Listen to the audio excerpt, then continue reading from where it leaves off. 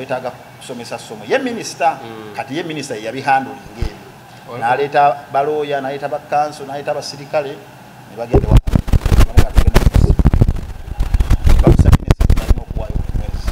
baza tugenda okwogerako z'abavunaanyizibwa balina oteekako bugalubindi kansu bitambula ddala bulungi nnyo muli ku Kyamuka TV n'abali ku Kyamuka TV abali Kacumba TV nammwe tubalamusizzaako kansubire bitambulira bulungi nnyo lino omukulu Lon Mark Kiyingi a credible journalist yekka gwe tulina obudde buno ate nga ensonga azogerako nga bwe ziri former manager wa Chosen Becky former best friend wa Amil best friend wa former driver wa Chosen Becky totandika bintu ebyo ensonga zonna za Chosen Becky byongedde bisibituufu azimu center wakati byongedde kyekikya management ya Chosen Becky nkyaliko okyaliko just nti I got busy nembaga syasobola kukwata receipt nze yagimudiza tajinzijangako nze yamugamba nti I'm now getting busy syasobola meeting aba clients bo kwego akubira ndi wano kima sente ndi wali ate kati nga ninoleka emirimu gyange ngene kime sente so ne mugamba usitibu kujiwa omulala naye bisigadde byonna twogerera waba alina kimuntawanya nkubira waba ebimu ebisobedde nga ngamba kino gwa bakihandolinga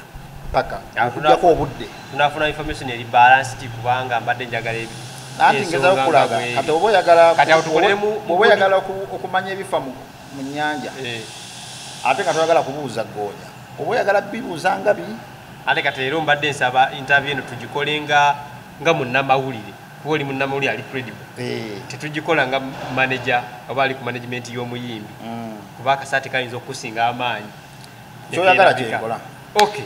asooka obuze kuba tulaba tandikira basebo nemanyi babuuza Ron Mark Kinjofu genda ku YouTube teka Ron Mark Kinjofu official ensonga zibeerayo genda ku social media wona wotukateka Ron Mark Kinjofu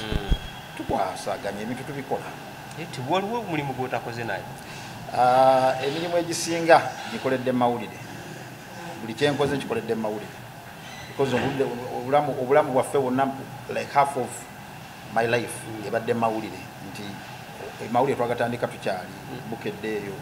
myaka mingi ne tukola paka n'olwaleero so bana abasinga bagamba oli analyst si mulimu just calling expertise ja olwakiri kyonna kiri mu mawulire nti sande badde analyst senga nali saabikola mu mawulire nti njogera bye nnakola njogera bye nnalaba mujja ne gyembadde so tubadde mawulire emyaka gyonna bino bye tukoze music distribution byonna biri mu mawulire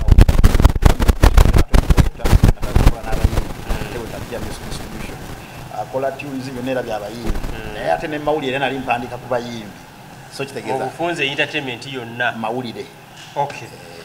ensonga za Chosen Becky yetuyagala tutandikire entuufu kuba gwozimanyi diri basisinkana Amir ebyo nedda gye basigala tomanyiyo anti kati nze njagala tubeere anti ongaye tubeere wa mawulire nze ku Chosen Becky nvunaanyizibwa ku music we ne career ye kati ebyobufumbo bwe sibuvunaanyizibwako kyova olaba emyaka gyonna gye maze ne Chosen Becky tondabanko mu kamera nga njogera ku byabufumbo wa Chosen Becky ate nga siga nti badde tebafuna badde babufuna naye oluusi mbadde mbaako kyenkola naye nga sizze mu kamera lwaki nga mbikola nga baga nti kakubire Kacumbaali wakyo nawe nali kukubiddeko ku bintu bya Chosen Becky naye nga si bya kamera n'ebyaroja oli driver era nakubira essimu kuba gwe yasooka omukyaza nti nga mbikola emabega naye nga siri mu kamera because nga ndaba tebinkwatako ebyobufumbo bwabwe tebinkwatako era Becky ye nga yabadde ng'agezaako nnyo tuteekamu tumuyambeko nyambako wano nyambako wali njogerako naye ebyo ebyo naye nga tugaana lwaki omunuize gwe nakiyingiramu lwali 2020 nga bali lubuto lw'omwana we yasooka nenkubira Amir essimu ne mugamba kino ya mwana ali bwati omwana ali buto lukulu wakyokola bwoti depression stress gyomutaddeko David ne mubulya n'ekyokukola Amir yampuliza abikola sanga yayiseemu tajja kuddira musajja afuna omusajja omulala like any other women abakazi abalala wafuna obuzibu n'omwana asooka esesinga takwongera mwana wakulu kanagera Becky azeeyo kati netandika okwetegereza nga bambi omuwala ayagala nnyo omulenzi nga yamwagala n'asukka kitegeeza kituufu Becky yali ayagala nnyo Amir nnyo era nkukakasa okumanya yali amwagala ebigambo zobigamba Amiru waba ayagala okuzza Chosen Beki leero n'akomayo wa Beki n'amwetondera n'amugamba nsonyiwa biki Beki asobola okuddira wadde Beki ye mu bigambo byatugamba alaga tasobola yalaga yamunaaba yamala naye nze ffe tuli basajja tumanye ebintu bino nti omuwala ayagala omulenzi yamwagala n'akomayo n'okutusoolayo tawonanga kitegeeza nti Amiru ne bwayagala okuzza Chosen Beki leero asobola okulaga how much omuwala gyayagala omulenzi n'engeri gye yamutamiira bino ebigenda ati kyekyo kyensonga lwaki ffe twagaana okuddamu okweyingiza mu nsonga nga nkimanyi ne banaaba batabuse bajja kuddamu era badde bakikola nga batabuka ne baddamu kati nga tesibiyingiramu era Amiru asobola omujulizi wange essimu gye namukubira mu 2020 siddangamu mukubira ssimu yonna ekwata ku bufumbo bwa mpaka siddangamu ekitegeeza byo ne bagamba awali abaagala ntosaayo kikyo gwe wakirabako siddangamu olw'omwana abeheza siddanga mukulaga nti madde sibyeyingiza nga nkimanyi ne banaalwana bata because nali ntegedde nti omuwala ayagala nnyo omulenzi n'okumutamira yamutamiira nga mmanyi Amiru ne bwanaakola Chosen Beki ebinyiiza bitya Chosen Beki ajja kubaawo era yatugamba nga olumba naye leero mutadde fenna n'atugamba ne Sebagala omulabi abadde nayo kati tumutadde muba muli awo enkeera nga zzeeyo mutadde nga zzeeyo kitegeera so ffe twatuka ne tukimanyira abo bajja kuddamu kati kyovula nagaana era nze okukiyingiramu this time round nakiyingidde because kyadde kisula career ya muyimbi nange awo mbadde njagala okujja career yabadde egenda nga njiraba egenda eteekayo kati ate awo nzisikkanya awo tuba tujja kwetweri awo tuba tujja kwetwala si kolagana ddala kintu kisula career ya muyimbi kyovolaba twalinako olutalo ne David Lutalo naye nga David Lutalo watuuka nga alina ekivu ng'olutalo tuluteeka ebbali tuyisaawo ekivulu lwaki ekivulu kisobola osuula omuyimbi senga kigaana kati nze ate saagala ke muyimbi kugwa sikwagaliza kufa sikwagaliza kugwa kubanga tusigalira tukolako content tusigala tukuwandikako mu mawulire kale ate waki mba nkwagaliza okugwa era David Lutalo mujulizi wange n'abandi abo twali tupromotinga battle ya Shiba ne Sindi nali kusaidi ya Shiba nalinga nyamba t-shirt za David Lutalo ku show zonna ze nakolanga ku NBS wa kusyamuka wa nayambalanga t-shirt ya David Lutalo nanga concert bwegwa tuddemu twetwali kitegeeza saagala ogwe so bino ebikidde nga yakamala okulumya oluyimba pani bagamba nti n'atambuza luyimba olukolerako amawulire kituufu kyabadde kyaluyimba ekyoluyimba si kyekyaleese obuzibu ekyaleese obuzibu embeera eyo nawe yatuuse by the way abasinga bategeeza twayogedde ne Amiru era tulina byetwakkanyizaako kusimu wamukubidde yankubidde tulina byetwakkanyizaako era yaŋŋambye tusinze fire nja kubuulira ndooza maybe byetwakkanyiza naye embeera we yava obuzibu bwonna we bwava oluyimba lwa Chosen Beki olwa Ssuubi we bwafuluma yali anyumya olugendo lwe gyenvudde karaoke mu kyalo biki byonna paka watuusewo naye mu lugendo awo alina watuukira ng'asanze omusajja n'amwagala n'amutuusa ate n'amutulugunya kati abasinga ne bagamba ndi baana omusajja ono gwe tulaba atulugunya ndi bala Amiru naye Chosen Beki teyateekamu kiraga nti obono Amiru yayogera bugezi lugendo lwe kati babulogazi bijjo betukozesa okupushinga music wa Beki nga project efulumya twagenze okulaba Beki yasoose okuŋŋamba naŋŋamba sooka olabe bano bennyini mikwano gyaffe bulijjo abapushinga projekiti zaffe nga tuzifulumiza ate be bali mu kunvumanga bwendi omukazi omwenzi waleeta information oli ow'omunda ali deep alaganga nti waliwo abafandinga oba waliwo abali emabega netusooka tukitunuulira nemuga tovaayo kwogera bireke kakkata nedda banyononera erinnya bampayiriza nemuga bireke twagenza olawo wiiki namba abantu bakyaleeta tuba tulina ne bakasuku beegasseeko namukasa beegasseeko netugaba naye kikyo kati nga Beki ayagala vaayo kwogera nemuga tovaayo kakkana bireke twagenza kiremedde kwe kuvaayo nenjogera naye ng'ate lwaki nti ye Beki yagambye budget bulijjo efuluma eya online nga tufulumiza olimba tukola budget ya online eba bloggers nga TikTok biki ne budget yo tugiwa Amiru ya hawanda olinga ba blogger bano TikTok because abadde omulimu okola bulungi era Beki bwali banga asise mu kamera okweyogerera ebintu kyemanye ebintu ebimu kyasobola okwebaza Amiru abadde akola bulungi omulimu gwa TikTok online okumaking sure bloggers abo bapostinga ebintu bya Becky biki promoting projects abadde akikola bulungi era osomuwa credit olwekyo kati nenga bibeerako budget era sente bazimuwa abadde akola kati Becky ye bwe yalabye ng'abantu bano bennyini bulijjo betusasula promoting work ate kati kuno bazze nga promoting a project empya wabula nga bakuba Becky nga we bawana ami we bavuluga Becky bwana ami kati ye Becky ng'omuyimbi n'ategeeryawo nti omuntu ono ayinza okuba yali emabega w'aba yaba funding era ami nakimugambe ne mugaa kati gobera gwe Becky gweyagala alowooza eki nti ani ali emabega w'abantu bano abamuvuma ng'ate bulijjo gwe gwawa ssente n'obayogera nabo ne bawana projects ze kati gweyagala alowooza eki so obuzibu bwavudde awo kati ne mugamba bw'oba musazeewo okuteeka kalya ya muyimbi wansi sigenda bikkiriza nange nja kuvaayo njogera amazima ate amazima ogamanyi tujamaliriza tukwambudde ali naawe oyambule Becky mweyuzeyuze naye tetwandyagadde kituukako kuba tonda banko mu kamera nga njogera ku bintu byamu naye saagala kulaba ng'osuula kaliya kino kyotandisi kigenda suula kaliya y'omuyimbi sizifaya nga ye bweyangambye nsizifaya nange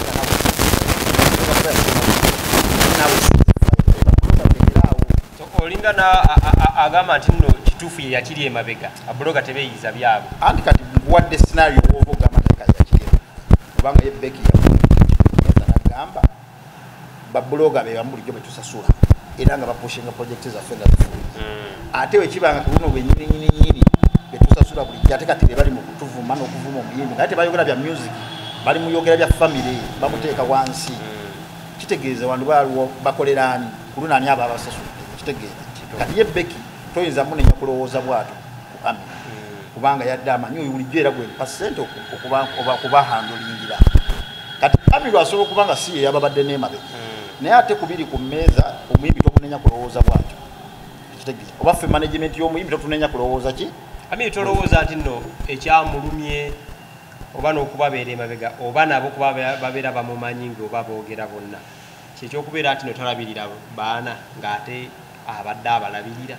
ekyo ekyokulabirira abaana sandyagadde kigenda mu lwaki nti Becky ono asobola okuva ebimu n'abyeyogerera kyenamanyako kati kisokanso receipts zeyataddeyo ntuufu eza Jubilee ne message ezimu eza mobile money ntuufu screenshots zeyataddeyo eza WhatsApp ntuufu okujjako mulimu screenshots 2 ezitali ntuufu waliwo ezitaliko date oyo bimanyi naawe WhatsApp nsobola okuteeka wano essimu endala n'essimu endala neweereza message nga bwenzeddiramu naye oba olaba date bw'olaba date esobola okulaga nti ku lunaku lwe yapositinze ate lweyazewandiiki mulimu 2 bujja ziraba mulimu WhatsApp screenshot eyabaddemu okwewaana weebale kunsasulira biru z'eddwaliro zonna weebale kola biki weebale kundabirira weebale kunzimbira nnyumba ebyo webityo si ntuufu zirimu 2 ezo si ntuufu naye zisigadde zonna ntuufu Njamiru yezimbira Chosen Becky ennyumba ate mwabirabye mu WhatsApp chat nga yeewaana kati ezo jo Becky yaŋŋambye ebya Becky yaŋŋambye si bituufu ziye endala zonna ntuufu naye ezo screenshots 2 si ntuufu ye yazeewandiikidde naye ziye endala ntuufu ekyessente nazo ntuufu yazisindika naye dates ez'essente abasinga ze bataalabye zitandikira nga mu September ez'obuyambi dates ezo eza September zijja lwa minisita sigera mwogera linnya minisita omu omukyala yalumwa yali asinkanye Becky n'amugulya ebizibu bye nebimukwatako nnyo kati mu kulumwa n'agamba kamuyambi n'akubuuza kizibu kye n'amunyonyera embeera y'obulamu bwe n'amugamba nedda abasajja bano beetaaga kusomesa ssomo ye minisita kati ye minisita yabihandulinga ebyo n'aleeta balooya n'aleeta bakanso n'aleeta abasirikale ne bagenda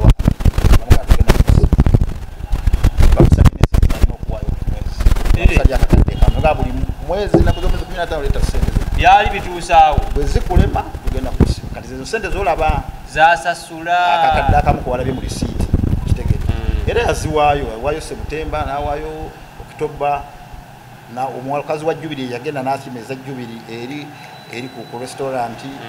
n'amuwulya byalina okukola ogenda waayo kasente mu insurance ogenda kuleeta obuyambi wa 1 million ebyo bya minisita yabigamba Amiru byabikola si Becky kati minisita n'abikolako byonna kati minisita yakikola lwa bulungi tekyali kigendererwa kya Becky kuba Becky yali jjasa ayagala babeera okay naye nga ono tamutiisa tusoba tamulumba batajja wuwe bwebityo kati ye minisita n'abitwala wala naye si Becky yabitwala ewala ezo sente kati kankubuuze ngolooza 1 million ku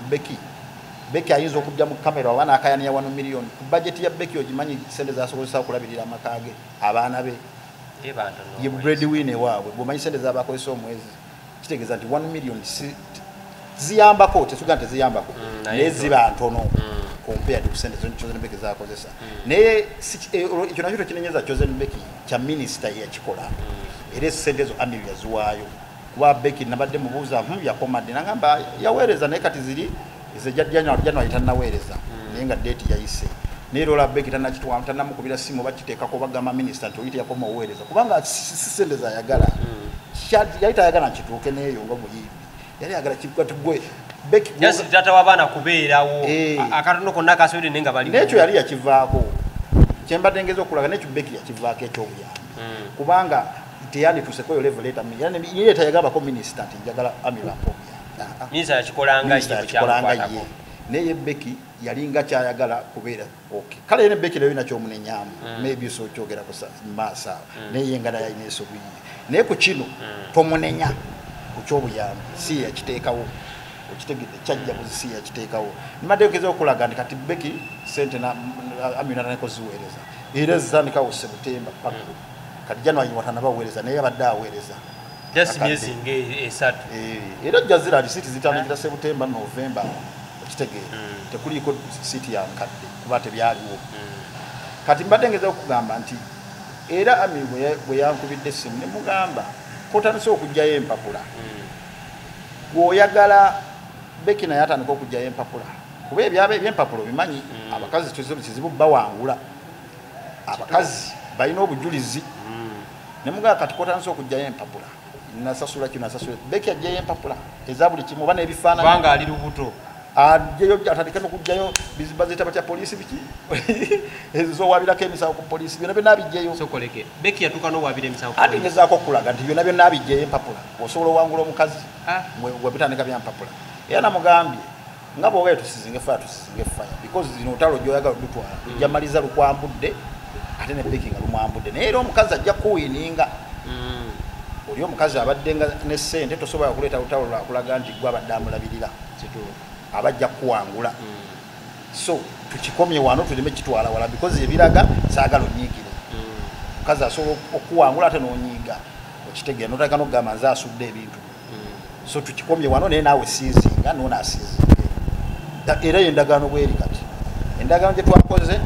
siizinga fire ne Chosen Becky asiizinga fire ne ttiimu ye ekirala ye kye yansabye kuba namubuuza Amiri kati gweoyagala ki nangamba nze kyenjagala njagala Chosen Becky andeke enkole ebyange tanyingira simuyingirira nga bwe twayawukana abeere eri akole ebyo nange enkole byange sente ze bansalira okuwaayo ngenda zinoonya nziwengayo buli omu akola ebibye naye tanjogerako tanyimbako tanteeka erinnya lyange wantu wonna Amiri yakisabye ayagala Becky amwesonyiwe tamwogerako tateeka erinnya lye mu nnyimba ze tateeka erinnya lye wantu wonna tamwogerako amwesonyiwe akole bibye ye bw'anaakola akasente k'obuyambi ke baamusabya minisita ajja kakwata akaweereza yalina okukaweereza kyo kiggwe nange ne mugamba Becky ngenda kwogera naye tagenda kuteeka linnya lyo tagenda lyoko n'ennyimba zonna zagenda tagenda teeka mu linnya tagenda kwogerako tusigaze emirembe wabula under one condition you talk to those boys to cease fire bloggers kuba ojjukira oli omusajja gwe mwa interview Roger ayetanga information ng'alaga alina omuntu agimuwa kuba ebintu bye yali ayogera byapeninga taliiwo ani yali abimuwa ate ng'eno bwawana Amiri eno bwavuluga Becky wakuba nti ye Roger namukubira essimu nga nze sajja mu kamera naye namukubira essimu nemugala Roger boddamu nolabikira mu kamera omulundi ogwo ngenda kuvaayo nkwabye njogere n'omuntu akuli emabega kubanga namutegedde teyadda mu kamera n'otuusa olwala era mwebaza Roger teyadda mu kamera paka leero lwaki nasalawo okukola ebintu bino era oli asobola okuvuma gwe wesonyiwa Amiri ukola bwoti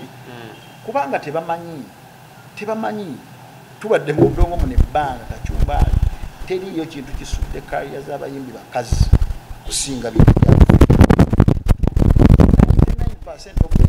kaliya zaabwe zigubeerawo ddala naye nga bwewetegereza ekyasuka kaliya zaabwe ne music ne bamuvaako ne bamwesonyiwa kyava ku butabango ku maka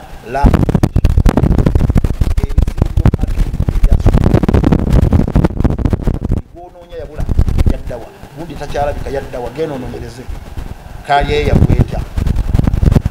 genoononyereze 99% ya marriage bino lwaki otabikwata bulungi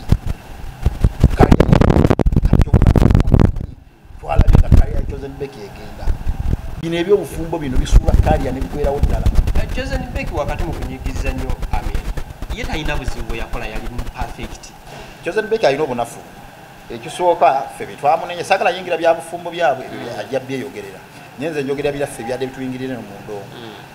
obuzibu bwabadde alina nga y'omuntu kale ndowooza oba teyayiga because bw'ojja n'onkubira essimu n'oŋŋamba omusajja nkoze bwati ne bwati ne bwati ne bwati nkoze ntya bannange mwogerako naye ng'oli lubuto olusooka noddayo ng'era osigala sitore y'emu waaki oba toyiga ogamba nti kankite kali kuba si yekka balwema wabalaba wano lwema yatoba n'omukwano ojjukira fe abakolanga ne kenze bye biseera lwema yatoba n'omukwano naye nga teryagumutikkula ng'atuuka n'okuyima ennyimba zitikkula nga teryatikkula naye yayiga yagamba sikyongerayo kusooka wano ku mwana ono gwenzadde asooka amaalu kwekoma kuba ffe twalaba kigenda n'agenda era katumulaba ali hape kyemunenyamu kyekyo nti yakiwaliriza nnyo kyovula ffe twagaana oyingira bintu bye kuba twali tukimanyi nti ayagala nnyo obusajja era nkubuulira mu mazzi ndabya ebintu bya laavu abasajja bakazi abaagala abasajja okufiirawo naye mbadde siraba mukazi ayagala musajja n'asinga ng'omwana ayagala Amir n'obulamu bwe bwonna era nkugambira nti Amir ne bwakomawo ng'ayagala kuzza Chosen Becky asobola omuzza yamwagalako ki abakazi just asobola okwagala omusajja bakazi omusajja waffe by then era teyalina akasente kange era teyalina ssente naye kugamba kigamba nti love Chosen Becky ayagala Amir n'obulamu bwe bwonna era ffe tetwali tumwisa omunenyanga ffe aba ttiimu ye nti twalaba nga laavu nyingi nnyo nga tugamba ye tetujja biyingiramu nga tutegedde omukwano gwabwe mungi nnyo ngaera tukimanyi Amir ne bwakola Becky ajja kuddayo kyova nkugambe ne leero senga Amir akomawo netonda nalaga yakyuse bikibi Becky asobola okudda kubanga siramanga ku muntu ayagala musajja n'amusiriwala nga Chosen Becky ayagala Amir amwagala nnyo nnyo ekiri ekigenze ewala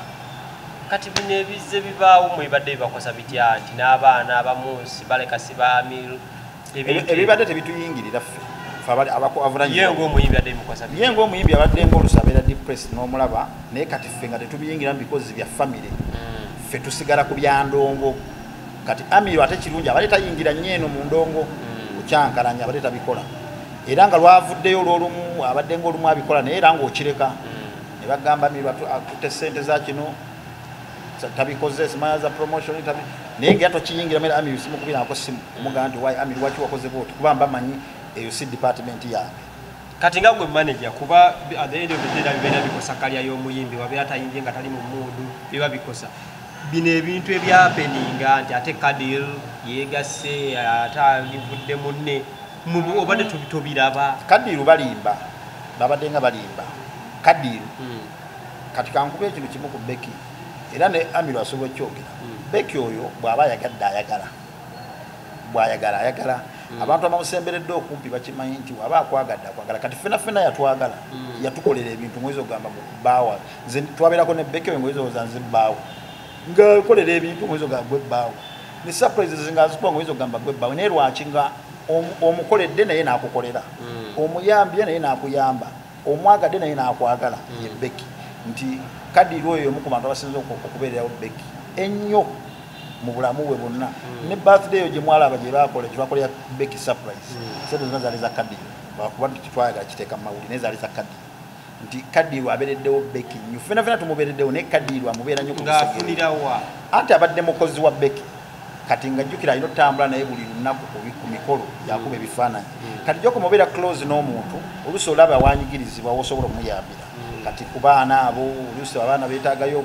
oba omuntu abeera okumpi nabo namugaba mwana muleke wano genda oyimbe bwe bityo kati lwa laavu neekula naye si bya laavu nti bya mwami na mukyala kati oli bwakusanga akugamba olabika oyo bbaawo naye nga si bbaawo naye bwe bawuza mbu sima Becky alina omukolo ogujja teri mukolo gujja balimba ebyaddala teri mukolo gujja kakibeere kivulu ekivulu omuntu eyakabeera serious eyakwogera naffe ye Abitex ye atakutuwa ku offer etegerekeka abala bona badde tuwogera nabo naye nga tetumaliriza naye ne updates tetunamaliriza nedda omuyimbi aba alina ssente ezayagala bw'oba tozirina bireke abazirina bajja zimu era updates yaleese ofa etegerekeka neera twamugambye ayongereko naye nga yaleese ofa etegerekeka ayagala kukola kivuja kyozenimbeki naye tetunamaliriza twamugambye akole ki ayongere ku ssente naye ngeza okulaga tewali kivulu tewali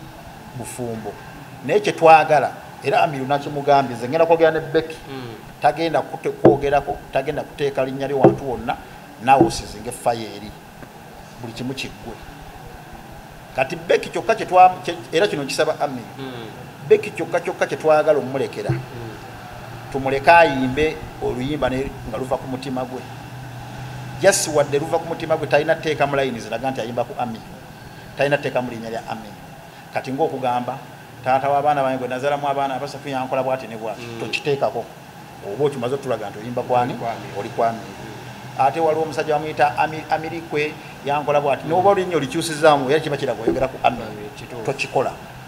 abawagizi mugenda kibajjako bate kuba era ajja abeera performinga abawagizi bo bakyongera ati lwakize njagala kisaba Amiru akikkirize kibeewo nti aleme kitwala bubi abayimbi bano abakazi tebawonera ku level oba abakazi tebawonera ku level yemu naffe nkugambe Becky tannawona mutima bw'omulaba ayogeza bugumu alagana musajja namuta neffe ababeera naye omulaba nga tannawona heart break gye yafuna tennawona ekiwundu kikyaliwo kati waba nga tannawona ebimu ku bisobola omuyamba okuwona n'okwetikkula pain n'obuzito bwawulina ku mutima kwe kuyimba omuyimbi bw'ayimba oluyimba ng'ayimba oluyimba oluva ku mutima abanga atikudde pain n'obuzito bwonna n'abusuula mu luyimba nakkakkana ate owolokoka era bwe tugaana Becky okuyimba ebimuli ku mutima tuba tumukoze bubi nnyo just tulina mugaidinga waba atalina kusukka nti wadde fine olina obulumi bw'oku mutima olina pain gyotajja kwerabya bw'oba osazeho giteeka mu luyimba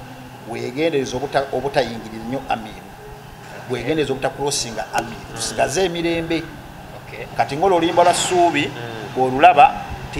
teyalumbye nnyo Amiru because yabadde ayogera jja naye yonna mulimu n'ebyomukyalo na byonna byonna naye bo bayagadde kitwala bwetyo era Amiru kyova ngambye musabira wano nti bw'aba alabye oluyimba lwonna Becky lwakoze ng'ayimbye ebintu ebimu kasita aba nga tamukulosize kubanga namuyambako making sure takulosinga Amiru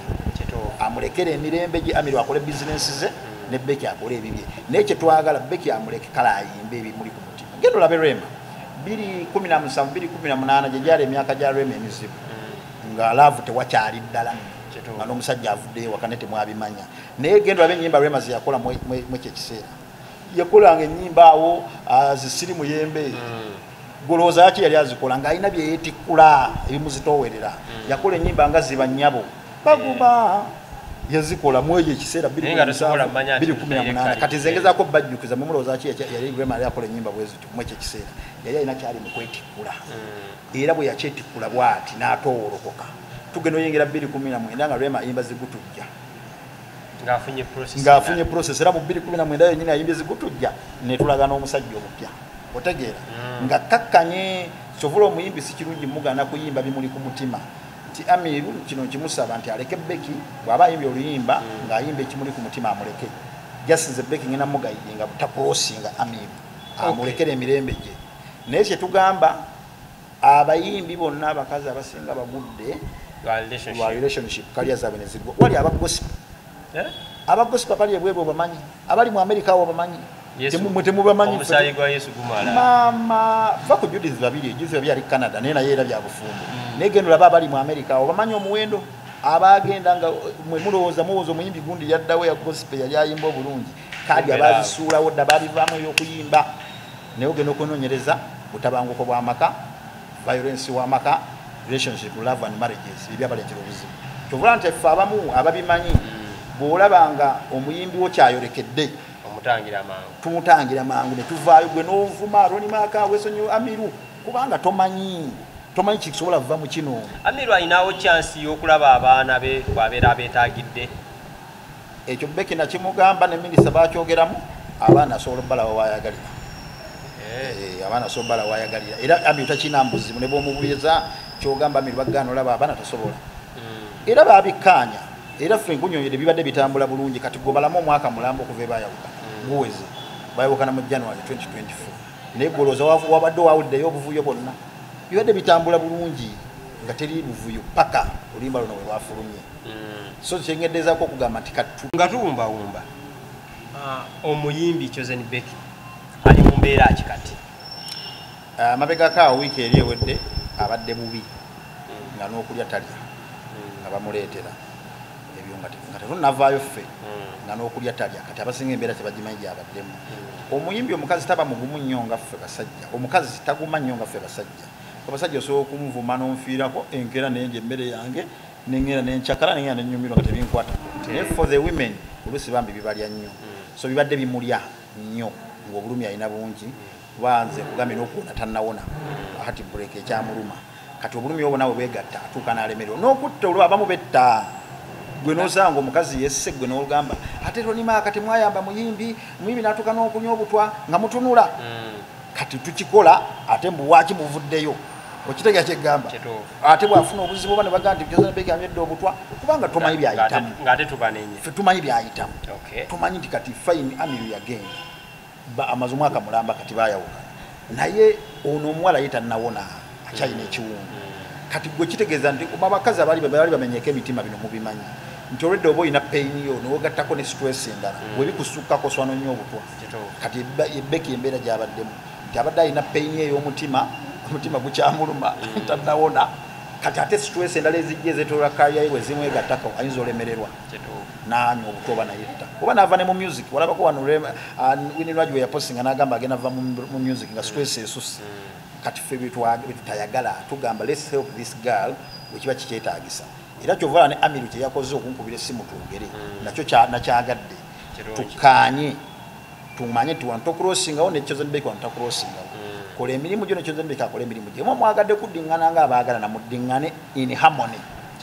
kubanga kunnyonnyodde Amiru aba ayagala okuddingana ne Chosen Becky asobola because ono ye tannawona